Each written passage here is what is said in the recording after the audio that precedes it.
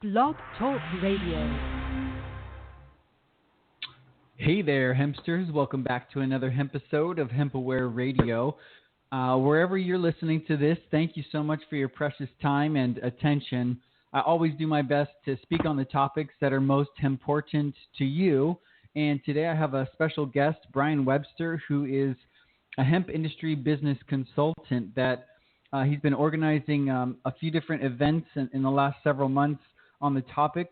And, he really wants businesses or individuals that are getting into the hemp market to really understand what they're playing with. And today we're going to be discussing what he's got planned for this upcoming event in the beach city of Monterey, California, and hopefully inspire you to get yourself a ticket and bring a colleague or a friend to this empowering and hemp educational event. So really just to get right down to, we have about 30 minutes today to talk about this event and the hemp business market and a little bit of Brian's background and see if maybe we can empower your hemposphere a little bit. So welcome aboard, Brian. Thanks so much for being on Hemp Aware Radio today. Oh, thanks so much for having me, Tyler. It's my pleasure. So we met, I think, earlier this year in Sacramento at the advisory board meeting at the Department of Ag, and I have only had a few chances to really connect with you, and I don't really know your background, and so to let me and the listeners know, maybe share a little bit about where you came from and what your expertise is and what led you up to the hemp industry and what inspired you to begin entering this world. Yeah, sure. So I'm, kind of an older person. I spent my first 30 years in New York and my second 30 years here in San Francisco, in the San Francisco Bay Area. And I'm kind of a cross between a community organizer and a marketing person. I've always been like a sales and marketing person. And then also, since a teenager, I was a kind of a marijuana decriminalizing activist. And okay. I used to organize, rallies and things like that way back in the late 70s. Wow. And then, and then I kind of, put that to the side when I got to California, but I got active in the marijuana decriminalization movement in 2010, I think it was, with Prop 19, and got very involved in the legislation on creating jobs and revenue for California through the decriminalizing marijuana and prohibition movement. And so but then in 2015, I started getting very involved in in hemp. I was working with a union that was organizing hemp workers in Canada and here across the United States. And then I launched this website called ca-hemp.com or .org, and started putting out information about the hemp industry to the public and to business people, and kind of developed a consultancy, based on me seeing a big boom in the emerging hemp industry here in California. So because of the passage of the California Hemp Farm Bill in 2014 and the Prop 16 the proposition in 2016, and then all the developments. I've been working on trying to jumpstart business development in the hemp industry here in California and specializing in that. And so I've been doing. I have a consultancy which I work one-on-one with select clients, and then I have been organizing workshops up and down the state in Oakland, Sacramento, Santa Monica, now in Monterey, and then I have a couple of other projects, hemp-related projects I'm working on too. How cool. Well, thank you for entering this world. you've obviously been in the cannabis movement for quite a while and representing that side of things. And back in 2015, it sounded like you got converted to the industrial side of things. I'm wondering, is that because you believe in what hemp can do for people as far as the resources and, as you said, the job potential? Is that really your motivation for creating ca-hemp.com and these business mixers and workshops? Yeah, well, hemp is it's an amazing plant. It's really, really amazing, and the fact that you can make more over 100 products out of it is incredible. So it has a tremendous value to human beings. And then in terms of just society in general, there's going to be a tremendous amount of jobs and revenue for community services, jobs for people generated through this new emerging industry. And then especially in California, because California, because of its climate, there's no real snow in the farming areas. So you'll be able to grow at least 2 crops, maybe even 3 a year in California. And the hemp is very, competitive in terms of an agricultural crop, has a lot of advantages to farmers compared to other row crops, cotton or hay or alfalfa, things like that. And then just the market is huge because there's 39 million people in the state. I believe that hemp in California will grow to be the largest hemp-producing state in the country, the largest manufacturer or processor of hemp products in the country in the next few years. Absolutely. No, I'm a believer in that vision as well. Just the sheer size of our state, I think, warrants that summarization. And so to kind of focus on your group, the organization, ca-hemp.org, what would you say is the number one goal or the vision of this group? Are you on more the lobbying side of things and educating on law, or are you maybe more focused on the business, marketing, sort of helping people get into the industry, or maybe a little bit of both? I guess I'd love to hear your vision, specifically for this group, and what is your goal with ca-hemp.com? Well, because I have such a background in policy and legislation, and I know a lot of political leaders, personally, and I know how the legislative process, works. That's kind of a strength I bring to the practice. The practice I define as what I call strategic services. So I advocate for the industry and I educate the public, but for my clients, what I do is I narrow in or zero in on what they need to accomplish, and I call that strategic services. So if they're, a farmer in agriculture, I identify what they need to accomplish to advance their business goals, and I help them accomplish those specific things. Same thing if somebody was in the retail side of hemp, or if somebody was in the wholesale to retail, kind of manufacturing and selling to retailers of hemp products. I try and identify what their business goals are, and then I spend my time and my work with them to identify, how I can help to accomplish their goals. That's awesome. A really results-oriented focus. Like, where are you going?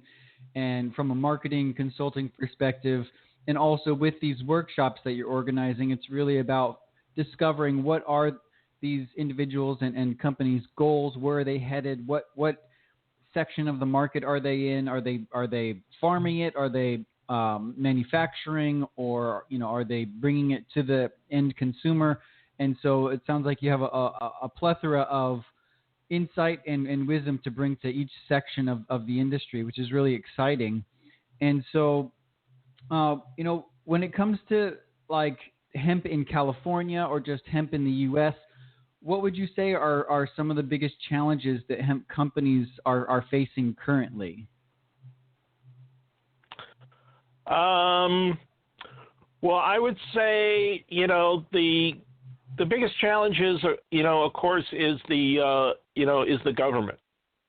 The fact that this particular industry, is in a strange place where it's going from an industry that was literally banned by the government to an industry that is being, starting to be, encouraged and regulated by the government.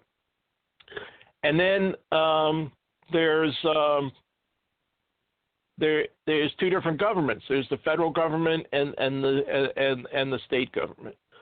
So hemp got caught up in this whole reefer madness thing in the 30s, and and it's that anti-drug warrior mentality in the federal government is so strong that hemp is on the Schedule I drug list along with marijuana and heroin. Right. And even though it makes no sense at all, there's that portion of the federal government, the DEA, that wants to keep it there because really of their own just economic reasons. It's kind of like a criminal industrial complex. There's a lot of people making a lot of, jobs by the fact that it's being illegal. And they can see just in Canada, where hemp became legal coast to coast, and then marijuana is now legal coast to coast, that, all those, jobs are going to be going away in that criminal justice, industry. Then there's another segment of the federal government that, is more the common sense, and it's being led by Republicans in Tennessee, Mitch McConnell and Rand Paul, who are the drivers behind the new hemp bill that's coming up. The federal hemp, it's a federal farm bill. It comes out, it's rewritten every 5 years. So now is the 5-year period. It's very progressive in terms of hemp. It's about as they've been about as done as much to advance hemp as they can in this new farm bill, and so that is going to change the landscape both nationally and in California. As soon as that gets passed by, it's been passed by the Senate. Now it's got to get passed by the House. Yeah, and then it gets kind of rectified. They rectify any changes, and then it gets to the president's desk to be signed, and hopefully that'll be happening about November. But the hemp part of the bill is very small. Really, the argument between the House and the Senate is much more about food stamps and other agricultural policies. And so I don't predict any changes in the hemp language being made that would slow down the momentum of passing the farm bill. Which could be very exciting. So then simultaneously, the state has its own hemp agricultural bill, which originally got passed in 2014, and now there's what's called cleanup legislation going through the Senate and the Assembly to make some modifications in the California state regulation of hemp. And the situation is now that the marijuana market is being regulated by the agency called the Bureau of Cannabis Control. And since January 1st, they've been issuing permits and regulations and taking tax money from marijuana farmers across the state. And when things, were held up at all, they issued a special dispensation or special permits to allow them to start their businesses, start doing businesses even before the things got finalized. So California has been moving, very quickly, since January 1st on the marijuana front. But hemp is regulated by the California Department of Food and Agriculture, and that has been underfunded, underprioritized. They just hired their first full-time staff person, and they have yet to issue their rules and regulations for farmers to start growing hemp in California. So while there are 3 or 4 grows happening in different counties through a process where a pilot the project. Pilot project where the state approval or regulations is not needed. It doesn't look like we'll have hemp. The Department of Agriculture will issue their rules and regulations until October, November, December, and people start growing hemp in January of next year. Right. Wow. Well, so that's the main holdup is the government. Is the government, and that is both a kind of a blessing and a curse to the industry. It's mostly we think about how what a big problem it is, but because there is this barrier or this moat around our industry, that actually gives us a little bit of a competitive advantage if you're willing to go through the process. So, for instance, hemp, you can get a lot more money growing hemp than you can get growing hay or alfalfa in California. But hemp is going to be more difficult to grow in terms of the government regulatory process. You're going to have to meet rules and regulations. So what that means is that not every hemp and alfalfa farmer in California is going to be in the hemp market. So you're not going to have a lot of competitors right away. And that can be a good thing because that will help you maintain higher prices for the product and maintain a competitive advantage for your business once you get it up and running. Right. So with that said, I'd love to kind of shift gears into the event that you've got going on in Monterey on August 15th in just under 2 weeks. Who are some of the people that will be speaking, or what are some of the topics that you'll be covering at that event for those who attend? Yeah, sure. So that is a one-day workshop. It starts in the morning at like 10 o'clock, and I have in the morning there's a session between 10 and noon, and that focuses on agriculture. And we'll have a couple of people presenting there. One is Alex. He's from the California Seed Certification Agency. Another will be Chris Conrad. He's kind of a industrial hemp expert, also a marijuana expert, but he's been studying hemp for like 20 years and written a couple of books. Closest mentors when it comes to hemp. Yeah, he's wrote Hemp Lifeline to the Future, and he helped compile Emperor Wears No Clothes. He was very close with Jack, and he created the Business Alliance for Cannabis and Commerce. And yeah, he's just an amazing, all-around amazing guy. I'm really excited to be sharing the stage with him for sure. Yeah, and then I got John Miller will be there. He is he's with a firm called Can Appraisers, and he's actually a farmer himself and kind of a CBD agriculture expert. So he'll be there also presenting. He'll be there all day long, but he'll be presenting in the morning. And then we have He was a sheriff, I think, up in Siskiyou County or Northern California.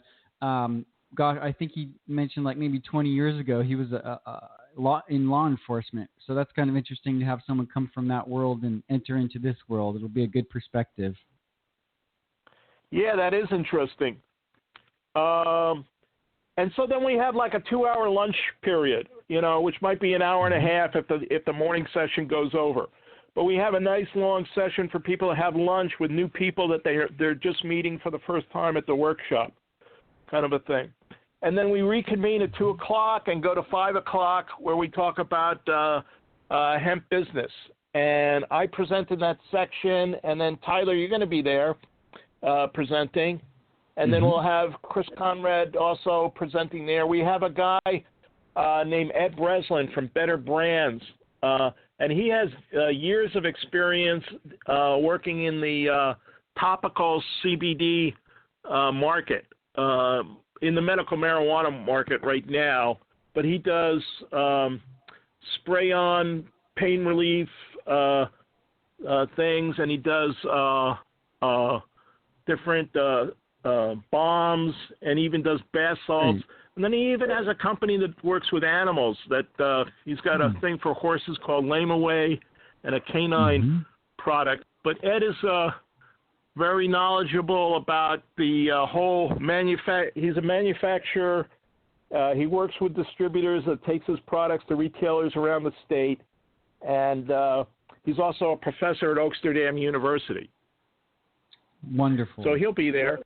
And then, so we'll go to 5 o'clock, and then I actually have another event. It's called the hemp-business mixer at a hotel very nearby on Cannery Road. It's like a bar restaurant inside of a hotel, and that's from 5 to 7:30, and that's a free event. That's a free networking event. There's a lot of people in the Monterey area who might not be able to attend the workshop because they have to work during the day, kind of a thing, or they just have limited time. So we'll have this mixer for people to get together and just have a drink and talk business after work.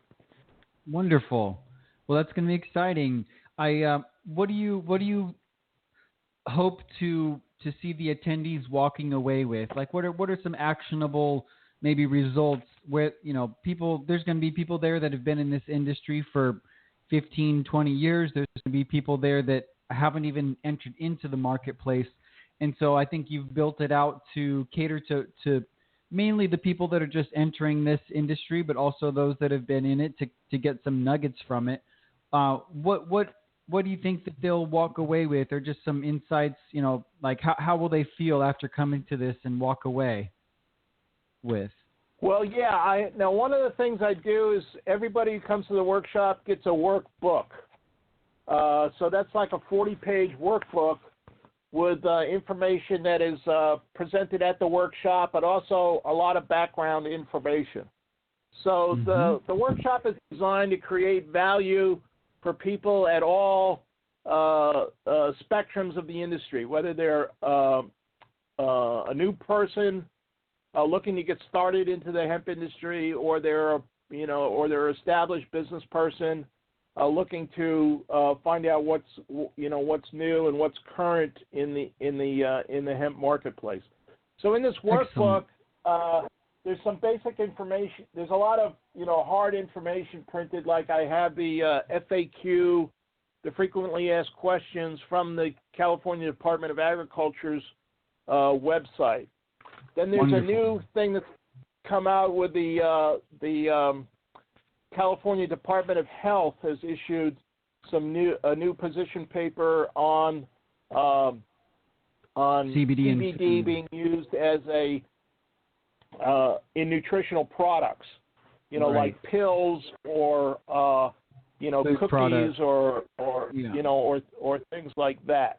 So there'll be information in the book about that.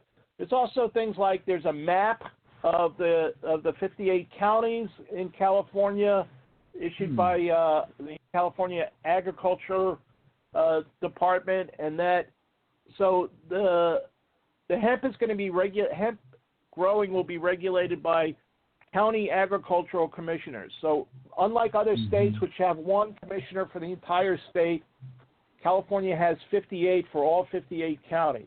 So there'll be a map there. And then there's some, interesting things, like I have a one-page thing in the workbook that just talks about the 0.3% THC level in hemp and where that came from. It actually came in the 70s from a major study that came out of a lab in Canada. And they just stated in their research paper that the hemp that they used to study contained 0.3% THC. But it was a very widely circulated study, and so accidentally, hemp then became defined as the cannabis plant that contained less than 0.3% THC level. And so now that is kind of like the standard, the actual, accidental industry standard for Canada and the United States. There's one country in Europe that uses a 0.1% THC level as the definition of hemp, which means that you won't be able to sell hemp into that.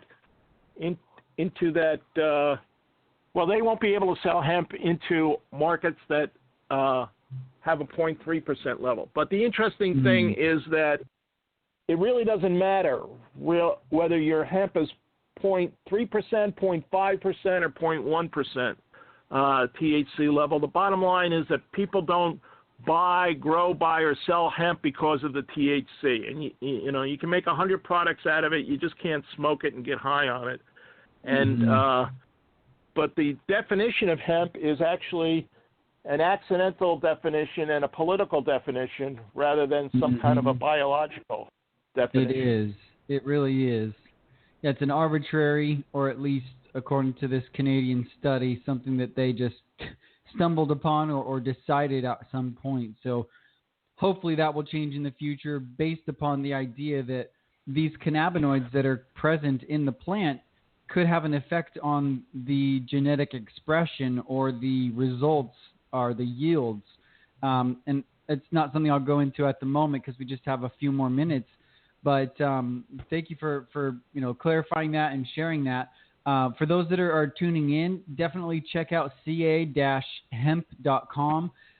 Or if you wanted to share your contact information, Brian, please feel free so people can get a hold of you, either acquire your services and or attend one of your events. How could they get a hold of you? Yeah, sure. So my contact information is on my website, ca-hemp.com. My phone number is 415-243-8900, and that's my home office and cell.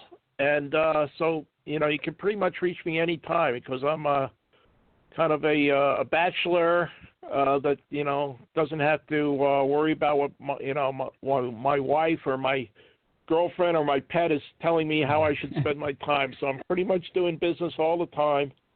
And I love talking to people and trying to be of service. That's my whole thing is, how can I be of service? That's what it's all about. Yeah, how can we make a difference and contribute? And the topic that I'll be covering at the event there is how to make a difference and a dollar with hemp, really focusing on marketing and branding your hemp company in 2018 and beyond.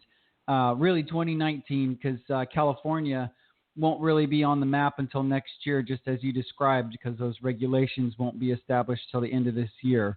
But I am very excited to get to know you more, Brian, and to be at that event and empower those people that are attending, because we're on a mission here at Hemp Aware to empower and hemp-educate as many people as possible, because I believe if we can solve the basic needs of humanity, meaning food, shelter, and clothing, as well as our energy applications and healing.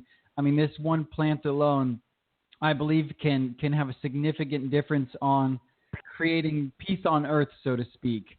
I recognize that peace is an inner job, but when it comes to the peace of our environment and living in harmony with nature and each other, hemp is definitely that vehicle. So I'm very excited, very pleased and thankful that you're putting on these events, and look forward to getting more involved with what you're doing. So thanks for being on today's show. And if you have any final thoughts, the stage is yours.